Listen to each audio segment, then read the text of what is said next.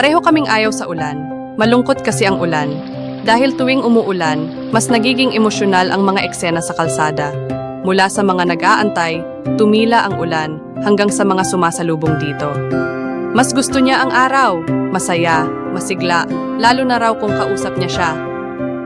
Pero tumutol sila. Ang kanyang pamilya na ang hangarin ay wag siyang masaktan. Pero ang proteksyong iyon ay siya ring nagdulot sa kanya ng sakit. Kaya ang mundo niya parang puro na lang raw ulan.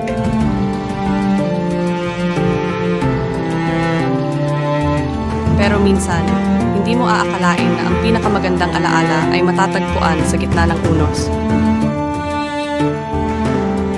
Dahil doon kami nagkakilala.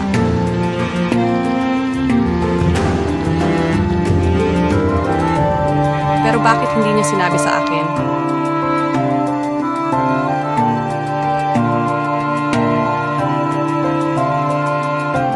Ano nga ba ang gusto mo?